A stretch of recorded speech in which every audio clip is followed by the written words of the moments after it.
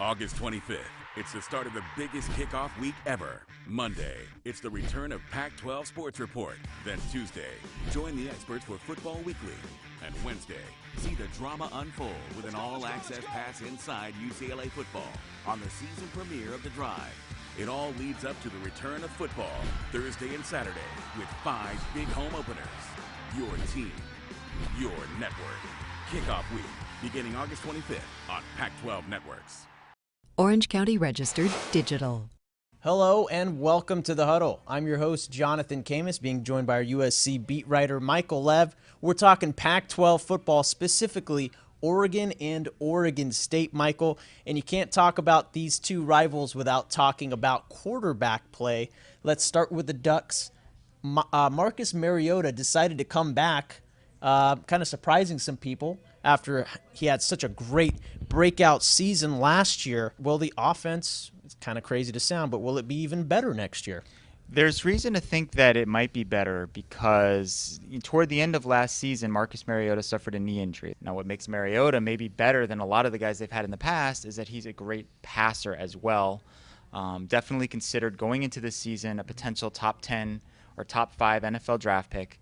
They have some holes at wide receiver, but they have a great running game. I think this might be the best rushing team in the nation. A bevy of running backs, great quarterback who can run, and a great system. Yes, and they're not playing any cupcakes this season either. They have one of the toughest schedules around, Michael. I mean, just looking at the list here, they play Michigan State, who's number 8 in the preseason in the second week of the season, and they also play Stanford and host Arizona. Then they're at UCLA. This is a tough schedule for the Ducks. It's a tough schedule for the Ducks. It's a tough schedule for just about every team in the Pac-12. But a lot of people think that Michigan State game could be tough for them because, you know, they lost to Stanford last year, and Michigan State stylistically is a similar team to Stanford. Now, I think what negates that is the fact that the game is at Outson Stadium.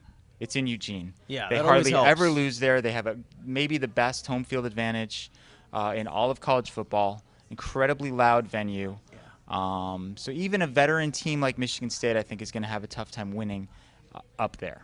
Okay, and Oregon, transitioning to Oregon State, the Ducks beat the Beavers last season 36-35 with like under 30 seconds remaining with a late touchdown. It was an awesome classic Civil War. Transitioning to the Beavers now, another great quarterback to talk about, Sean Mannion. Sean Mannion actually enters 2014 with only about 1,800 more yards to pass Matt Barkley for an all-time leader in the Pac-12 here, Michael. What does Oregon State need to do to get past that next level and enter, not only just into a bowl game, maybe get into a BCS berth and try to unhinge Oregon's clench on the Pac-12? I mean, Oregon State has kind of been middle of the pack in recent years. Yeah. I mean, they're definitely above average. They've been going to bowl games.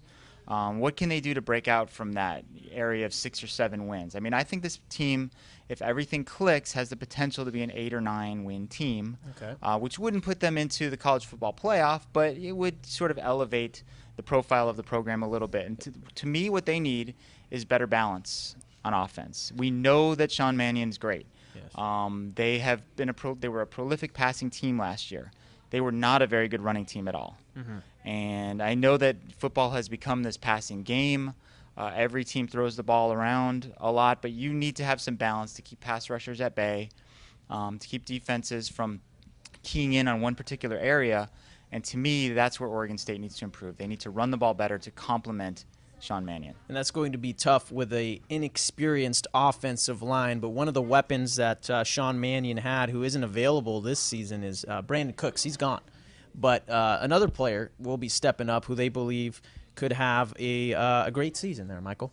Yeah, Victor Bolden is the guy we're talking about. Didn't play that much last year, kind of in a jack of all trades, rushed the ball a little, caught the ball a little, was involved in the return game. But they need somebody to step up for Brandon Cooks. But I have a lot of confidence in Mike Riley. Proven track record as an offensive coach. Brought in a new offensive coordinator this year, John Garrett, Jason Garrett's brother. But I don't think he's going to tweak the system a little bit. But it doesn't need Mike much Riley's fixing. system. I mean, they finished 3rd overall in passing offense last year. So, like you said, just a little bit tweaking here and there, and Oregon State will look to improve on their 7 wins of last season. All right, our thanks to Michael Lev. I'm your host, Jonathan Khamis. And check out the Orange County Register for more on the Pac-12. Orange County Register. We are here in the service of Orange County.